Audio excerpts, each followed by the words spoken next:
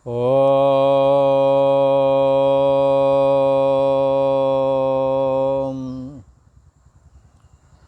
ओम गुरु ब्रह्मा गुरु विष्णु गुरुदेव महेश्वरा गुरु साक्षात् परम ब्रह्म तस्मै श्री गुरवे नमः। योगेश्वर श्री कृष्ण भगवान की जय। ऐं सरस्वत्यै नमः। पूर्व का प्रसंग एक बार स्मरण करते हैं। पूर्व में भगवान श्री कृष्ण के प्रति अर्जुन प्रश्न करते हैं कि हे भगवान, आपके सगुण उपासक, सगुण साकार उपासक योगी लोग हैं और निर्गुण उपासक भी योगी लोग हैं। इन दोनों में कौन सा श्रेष्ठ है? ऐसा प्रश्न अर्जुन ने भगवान के प्रति पूर्व में इस 12वें अध्याय के शुरुआत में किया था। भगवान श्री कृष्ण ने कहा, अर्जुन, दोनों प्रकार के योगी मेरी ही उपासना करते हैं, और पर श्रेष्ठता की बात यदि करो तो मेरे को तो सगुण साकार मुझ परमेश्वर की उपासना करने वाला मुझे श्रेष्ठ लगता है, क्योंकि सगुण साकार की उपासना किए बगैर कोई निर्गुण निराकार में प्रवेश नहीं कर सकता। सगुण साकार की उपासना एक ऐसी उपासना है जो आपके चित्त को निर्मल बना देने में समर्थ है। सगुण साकार की उपासना आपके चित्त के अंदर जो विषया शक्ति बैठी हुई है उसको सगुण साकार की उपासना निकाल देती है, और विषयों की वासना जब तक हृदय में है तब तक परमात्मा का निवास भी नहीं माना जाता है। इसलिए एक जगह कहा है, जहाँ जहाँ राम तहाँ काम नहीं, और जहाँ काम जहाँ काम तहाँ राम नहीं, जहाँ राम तहाँ काम नहीं। जहाँ राम का नाम है, परमात्मा का नाम है, वहाँ पर काम खत्म हो जाता है।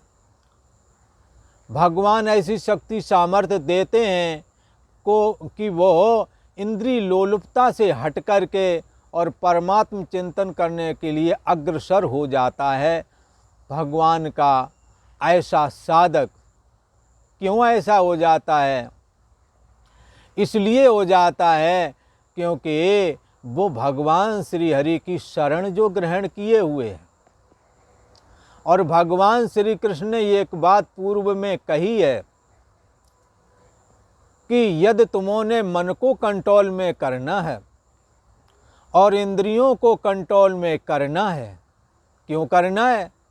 क्योंकि परमात्मा की प्राप्ति मन और इंद्रियों के निग्रह के बगैर संभव नहीं है।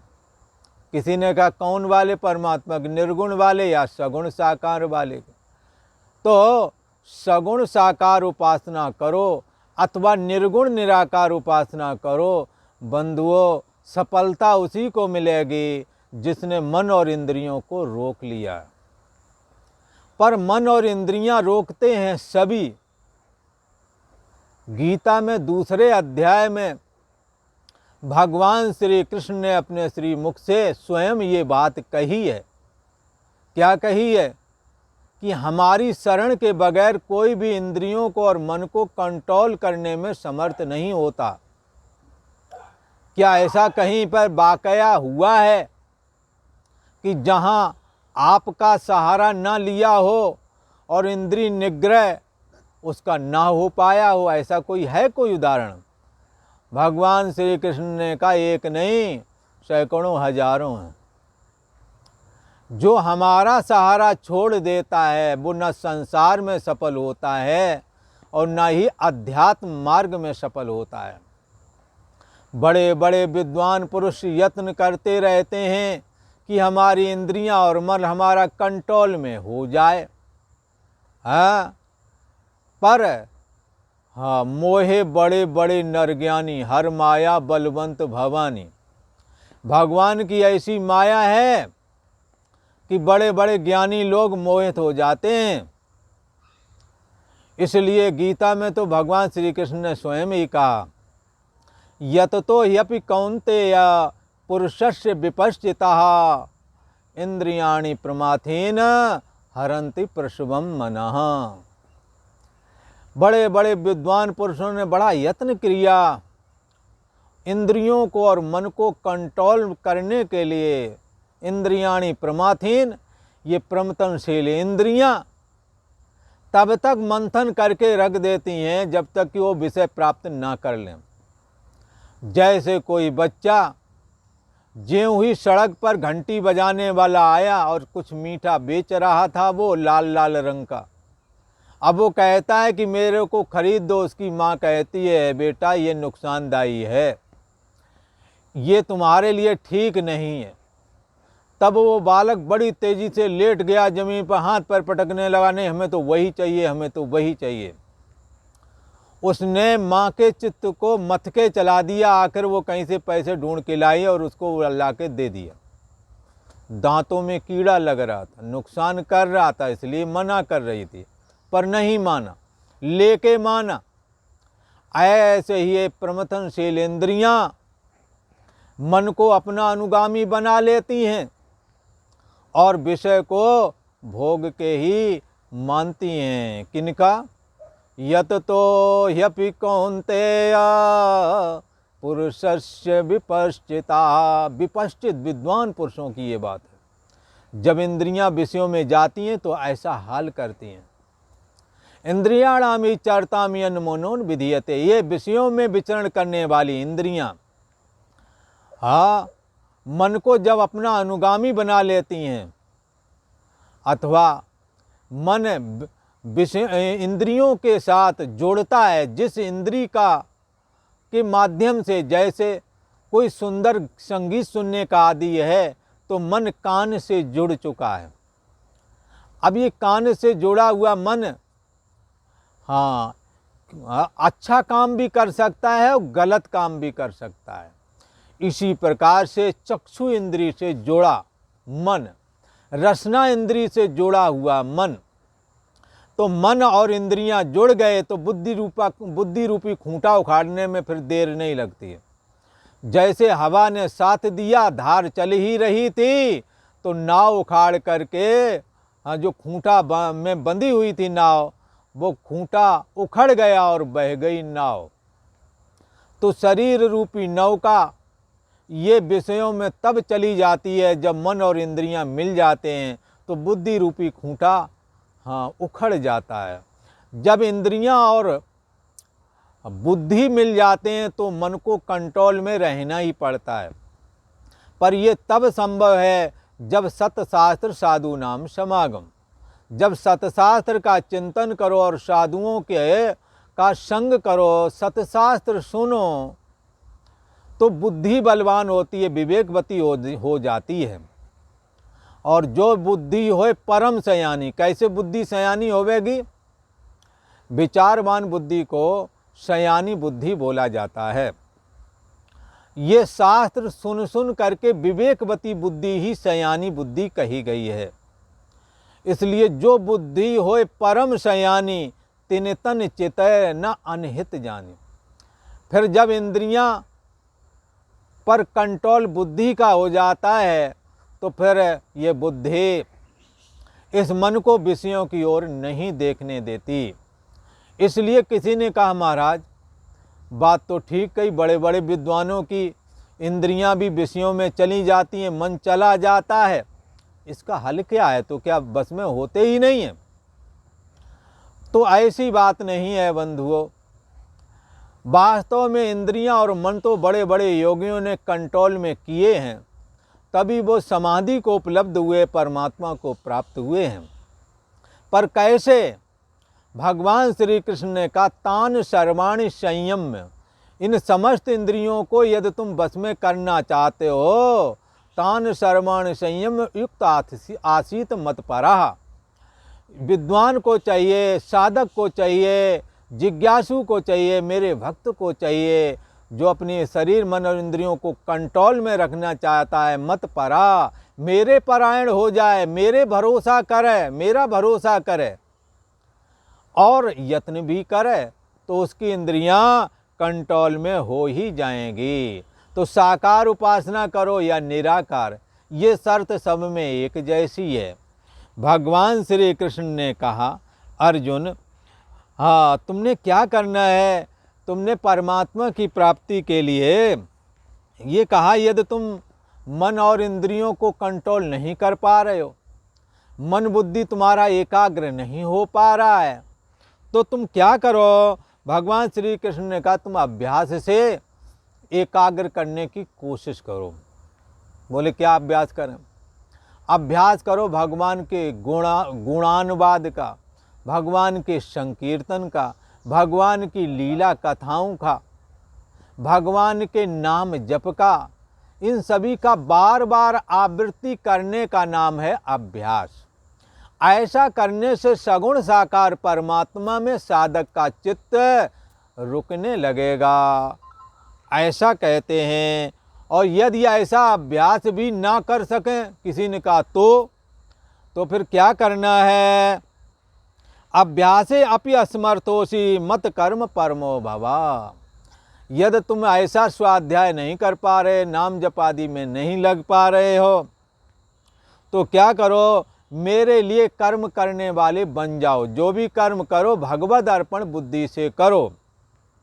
हमारे लिए कर्म करते हुए भी तुम्हें मेरी प्राप्ति रूप सिद्धि प्राप्त होगी। मेरी प्राप्ति मेरे लिए यदि कर्म करोगे तो हो जाएगी। अर्थात जब भगवान खुश होवेंगे, ऐसा निमित्त रख के बड़े बुजुर्गों की सेवा करोगे, तो ये सेवा रूप कर्म नहीं योग बन जाएगा। इससे भगवान के प्रति भक्ति जगेगी, आज ना सही कल को जगेगी। साधु सेवा है, सम्माननीय लोग हैं, आचार विचारवान लोग हैं, उनकी सेवा करना, ऐसा करने से उनके हृदय में से जो आशीर्वाद आता है वो आपके सूखे हृदय को गीला कर देते हैं। शुष्क जीवन को, नीरस जीवन को एक प्रेम के रस में भर देते हैं। भले ही पैसा ना हो, जीवन आनंदमय हो जाता है, संतुष्टि रहती है। ये उन्हों की कृपा है। यदि यही साधना लंबे समय तक की जाए, दूसरों के काम में आ जाएं, बड़े बुजुर्ग हैं, नहीं कहाँ हाथ पैर चले, उनके कपड़े धुल दो, नहला धुला दो, दवाएं उपलब्ध करा दो, ऐसा ये सारे के सारे कर्म भगवत अर्पण बुद्धि से यदि करोगे तो सकल सुकृत फल राम स्नेहु। तो इन समस्त सुकृत कर्मों का फल परमात्मा का प्रेम होवेगा, परमात्मा की भक्ति होवेगी, और उस भक्ति के द्वारा परमात्मा श्री हरि की, परमात्मा श्री कृष्ण की प्राप्ति होवेगी। यहाँ बंधुओं, साकार की उपासना का मतलब भगवान श्री कृष्ण परमात्मा श्री हरि मात्र से ही मत लगाना। यहाँ पर सगुण साकार की उपासना का अर्थ भगवान सदाशिव से भी लगाना, दुर्गा भवानी से भी लगा लेना, सूर्य नारायण से भी लगा लेना, गणेश भगवान से भी लगा देना, क्योंकि ईश्वर एको देवा, ईश्वर एक ही है, उसके 5 पोज हैं। ईश्वर एक ही है, उसकी 5 प्रकार के देश काल परिस्थिति के अनुसार उसने 5 प्रकार के रूप बनाए हैं। न कि 5 प्रकार का ईश्वर है, न कि 5 ईश्वर हो गए हैं। एको देवा सर्वभूतेषु गूढ़ा सर्वव्यापी सर्वभूतांतरात्मा। एक ही देव है, संपूर्ण भूत प्राणियों में स्थित है, सबका अंतर्यामी आत्मा बना हुआ है, सबके बुद्धि देश का साक्षी है, कर्म जो करते हो उसका अच्छे बुरे कर्मों को वो जानता है, ऐसा है वो, और वो कोई और नहीं है। वो तुम्हारी बुद्धि देश का साक्षी जो अंतर्यामी आत्मा है, यही सबकी बुद्धि देश का साक्षी आत्मा मिला दो इक्वल टू परमात्मा। ये परमात्मा निर्गुण निराकार कहलाता है। जब इसमें माया आती है तो पंचदेवों के रूप में ईश्वर प्रकट होता है, ऐसा समझना। इसलिए बंधुओं, भ्रम में नहीं पड़ना। सगुण साकार की उपासना का मतलब ये पांचों देवों के सगुण साकार की उपासना करने वाला, ऐसा समझना। इसमें किसी भी मूर्ति की आप उपासना करें, भोग और मोक्ष दोनों देने में समर्थ हैं। चाहे सदाशिव की करें और चाहे परमात्मा नारायण की सीधी सीधी करें, अथवा उन्हों के जो दो अवतार हैं राम और कृष्ण, इन्हों की उपासना करें। एक ही बात है। चाहे दुर्गा भवानी की एक ही बात है। दुर्गा भवानी, गायत्री वगैरह ये सब एक ही हैं। एक ईश्वर के लिए ना कोई स्त्री शरीर बुरा है, ना कोई पुरुष शरीर कोई बहुत अच्छा है। जीवात्मा भी स्त्रीलिंग और पुल्लिंग में नहीं है। जिस शरीर में डाल दिया जाता है वैसी चेष्टाएं ये करने लगता है। ईश्वर भी न उसे, वो कभी स्त्री रूप में प्रकट होता है तो दुर्गा के रूप में, गायत्री के रूप में, पुरुष रूप में शिवजी के रूप में, विष्णु के रूप में, कभी गणेश सूर्य आदि के रूप में। ईश्वर का कोई रूप आकार नहीं, पर सारे के सारे रूप आकार ईश्वर के हैं। ऐसे सगुण साकार जो परमात्मा है, जो परमेश्वर है, वो एक ही है। क्योंकि एक ने ही ये सारे रूप धारण किए। आपको थोड़ी देर के लिए कहीं लड़कों को पढ़ाने के लिए बिठा देते हैं तो आपको लोग मास्टर कहेंगे, और फिर कहीं से दवाई दिलवाने लगे आपको डॉक्टर बोलने लगेंगे। तो कहीं पर और यदि गाड़ी चलाने लगा तो ड्राइवर बोल देंगे, बोला। तो अब ये कहें ये बोले ये घर किसका है, बोले डॉक्टर का है। किसी ने कहा ये किसका घर है, बोले मास्टर का। बोले ये कितने लोगों का घर है, बोले एक ही का है। एक ही पुरुष है, अनेक नाम रूप से पुकारा जा रहा है, अनेक नामों से पुकारा जा रहा है। जैसे ऐसे एक ही अंतर्यामी आत्मा माया को स्वीकार करके पंच देवों के रूप में प्रकट हुआ है। ईश्वर एक ही है, अनेक नहीं है। उन ईश्वर के रूपों में किसी भी एक रूप की उपासना करो, भोग और मोक्ष दोनों ही प्राप्त होवेंगे। उसकी शरण ग्रहण करके आप यदि चलेंगे तो आपकी इंद्रियां और मन कंट्रोल में हो जाएंगे। उसके लिए जब कर्म करोगे तो उसके प्रति भक्ति आ जाएगी, क्योंकि सकल सुकृत फल राम सनेऊ। संपूर्ण सुकृत कर्मों का, धर्म कर्म जो करते हो, इन सभी का फल क्या है? इस ईश्वर के रूप में, ईश्वर में प्रेम हो जाए। फिर भी यहाँ अर्थ यही लगाना, इन 5 में से जिसमें जिसकी श्रद्धा उसी के प्रति प्रेम हो जाएगा। वो पूर्ण रूप है अपने आप में, क्योंकि वो अंतर्यामी ही है, सबका आत्मा है। मान लो सतोगुण को स्वीकार करके विष्णु के रूप में दिख रहा है, रजोगुण को स्वीकार करके ब्रह्मा के रूप में दिख रहा है। और ये ईश्वर तो वही है ना जिसका कोई रूप आकार नहीं है, पर भक्ति के अधीन होकर, गुणों के अधीन होकर के, देश काल के अधीन होकर के तद आकार धारण कर लेता है। न कि तद आकार जैसा है, उसका निज स्वरूप तो सत्तात्मक ही रहता है। भगवान ने कहा अभ्यास करो, किसका? मेरे गुणों का गान करो, मेरा नाम जपो, मेरा संकीर्तन करो, मेरे लिए व्रत उपवास रहो, अभ्यास करो। मनोइंद्रियां रुक जाएंगी, हमारी भक्ति होवेगी और मेरी प्राप्ति भी तुम्हें होवेगी। किसी ने कहा अगर ये भी ना कर सकें तो भगवान श्री कृष्ण का तो है समाधान हमारे पास। यदि तुम्हारे से हमारे गुण भी नहीं गाए जाते, न सुने जाते हैं, गीता भी तुम्हारी समझ में नहीं आ रही है भला, पर सुनो जरूर, न पाठ करो जरूर। नहीं कर सकते हो तो गीता खोल के देखो, पाठ स्वीकार कर लिया जाएगा। भगवान श्री कृष्ण ने देख लिया, इसने हमारी वांग में मूर्ति गीता को देखा है, इसलिए फल तुम्हें अवश्य मिलेगा। इसकी आपने परवाह नहीं करनी।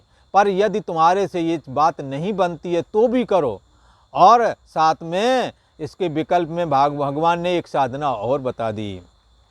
ये गीता का 12वां अध्याय है और 11वां श्लोक है, जिसमें भगवान श्री कृष्ण ये बताने वाले हैं, जो हमारा लीला कथाओं का श्रवण, मंत्र जाप मम दृढ़ विश्वास से मंत्र जाप भी नहीं हो पा रहा, संकीर्तन नहीं कर पा रहे, साधु सेवा नहीं कर पा रहे, हाँ शुभ कर्म भी नहीं तुम्हारे से बन पा रहे, तो एक उपाय बता रहे हैं। बोले क्या?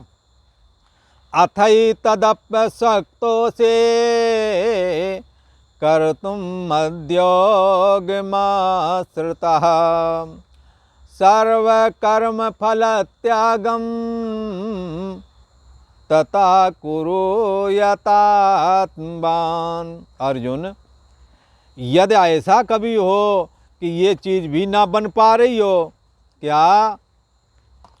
एक तो ये अभ्यास करना और मेरे लिए कर्म करना। भगवान श्री कृष्ण कहते हैं ये सब यदि नहीं बन पा रहा तुम्हारे से, अभ्यास में जब असमर्थ हो, तो भगवान ने कहा मेरे लिए कर्म करने वाले बन जाओ। हम तुम्हें जब मेरे लिए कर्म करोगे तो मैं उसका फल तुम्हें शुभाशुभ फल ही रेव मोक्ष से कर्म बंधन ही, मैं तुम्हारे शुभाशुभ कर्मों को, हाँ, उनसे जो बंधन पैदा होता है उस बंधन को काट दूंगा और मोक्ष दे दूंगा। किसी ने कहा ये भी ना हो सके तो? भगवान श्री कृष्ण ने कहा अच्छा, अगर ये भी ना हो सके तो मैं कहता हूँ सुनो। यदि मद्योगम आश्रिता है तुम कर तुम, यदि मेरी प्राप्ति रूप योग के आश्रित हो करके, अर्थात मेरी प्राप्ति की इच्छा रख करके, हाँ, और मेरे आश्रित हो करके उपरयुक्त साधन करने में यदि तुम असमर्थ हो, अभ्यास नहीं बन पा रहा है और भगवान के लिए कर्म भी नहीं तुम कर पा रहे हो, तो ऐसे में भगवान श्री कृष्ण कहते हैं उपर्युक्त साधन जो बताए हैं उसको करने में यदि असमर्थ हो तुम, हाँ, तो ततः यतात्मवान, तो तुम एक काम करो फिर, हाँ, क्या? यतात्मवान हो जाओ। बोले यतात्मवान का क्या मतलब होता है महाराज? तो यतात्मवान का होता है मन बुद्धि आदि पर विजय प्राप्त कर लो, क्योंकि मन बुद्धि पर विजय प्राप्त किए बगैर कोई भी साधना संभव नहीं है। मन को विषयों में न जाने देना, ये मन पर विजय की प्राप्ति कही गई है, और इंद्रियां विषयों में न जाएं, ये इंद्रियों पर विजय है। और इनकी सिद्धि तब मानी जाती है, जानो तबई कि अब हम जागे, जब मन खुद विषयों से भागे। जब मन विषयों से स्वयं उपरामता को प्राप्त हो जाए, समझ लो हमारा मन और इंद्रियां निर्मल हो रही हैं। भगवान श्री कृष्ण कहते हैं कि पहले हमने जो ये साधन बताए, अभ्यास भी नहीं कर पा रहे हो, हमारे लिए कर्म करने वाले भी नहीं बन पा रहे हो, तो फिर यदि मेरी प्राप्ति रूप योग के आश्रित हो करके उपरयुक्त साधन करने में भी तुम असमर्थ हो, तो सबसे पहले एक काम करो, मन बुद्धि आदि पर तुम विजय प्राप्त कर लो, और जो भी कर्म करो उस कर्म के फल का त्याग कर दो। चलो ठीक है, हमारे गुणगान भी मत करो, चलेगा, हमें कोई ज़रूरत भी नहीं है, भगवान श्री कृष्ण कहते हैं। और हमारे लिए, और वो कहते हैं हमारे लिए कर्म मत करो, पर तुम एक काम कर दो, जो भी कर्म करो उसकी फल की आशा छोड़ दो, जो कि गीता का मूल सिद्धांत भी है। कर्मण्येवाधिकारस्ते मा फलेषु कदाचन। कर्म करने में तुम्हारा अधिकार है, फल में तुम्हारा अधिकार वैसे भी नहीं, क्योंकि फल भविष्य में आने वाला, कर्म वर्तमान में हो रहा है। भविष्य की चिंता आपने नहीं करनी, भविष्य हमारे हाथ में नहीं है। भविष्य कल को अब वर्तमान हो करके आना है, भविष्य कभी होता ही नहीं, वर्तमान ही सदा रहता है। इसलिए तुम भविष्य में फल के लिए अभी उसकी आशा मत बांधो, कर्म करो, फल तो अपने आप ही मिल जाता है। ये गीता का सिद्धांत है। फिर फल की अपेक्षा करके क्यों लगे हुए हो? मुक्ति को चाहने वाले साधकों के लिए भगवान श्री कृष्ण ने कहा फल पर तुम्हारा अधिकार इसलिए नहीं क्योंकि वो भविष्य में आएगा, भविष्य तुम्हारे हाथ में नहीं, कल क्या होने वाला किसको पता। खैर, पर ये अवश्य पता है जो जैसा कर्म करेगा फल देगा भगवान, ये है गीता का ज्ञान। हाँ, तुम जैसे कर्म करोगे वैसा फल ही तो तुम्हें जरूर देवेगा। तो फिर क्या करना है, हमने अच्छे कर्म करना है, भगवान अच्छा फल देवेगा।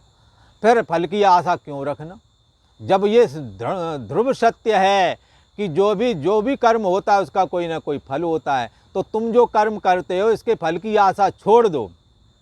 यदि तुमने आशा छोड़ दी तो ईश्वर इससे संतुष्ट होता है, क्योंकि आप फल की इच्छा रखते नहीं फिर भी अच्छे अच्छे काम करते हैं।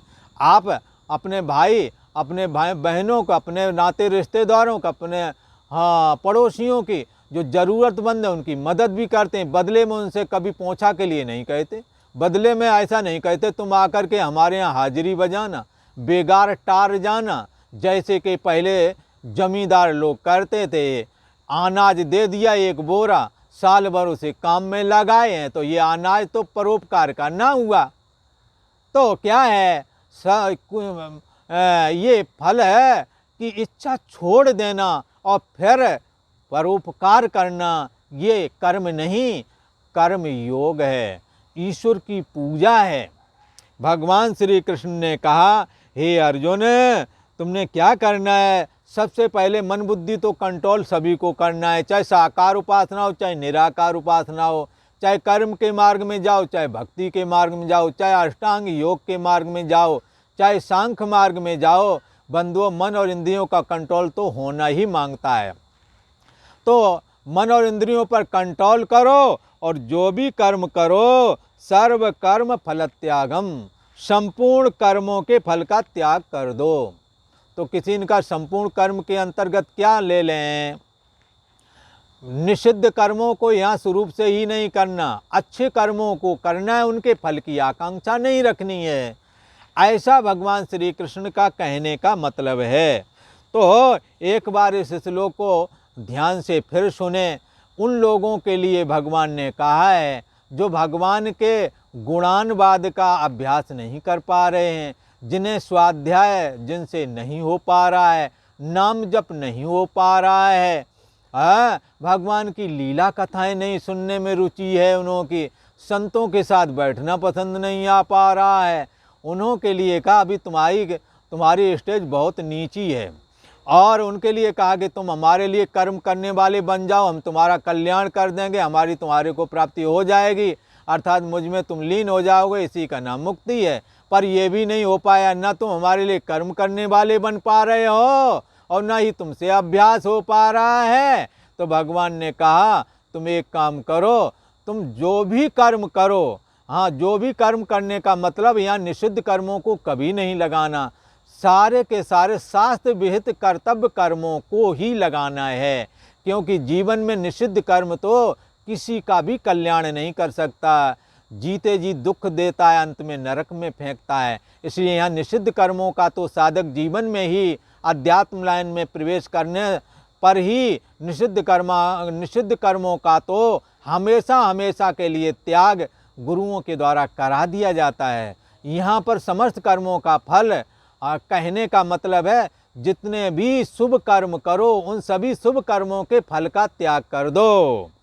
यदि मेरी प्राप्ति रूप योग के आश्रित होकर के उपर्युक्त साधन करने में तुम असमर्थ हो, तो तुम अपनी मन बुद्धि आदि पर विजय प्राप्त कर लो और विजय प्राप्त करके समस्त कर्मों के फल का त्याग कर दो। ऐसा करने से भी मेरी प्रसन्नता होवेगी, मेरी तुम्हें प्राप्ति होवेगी।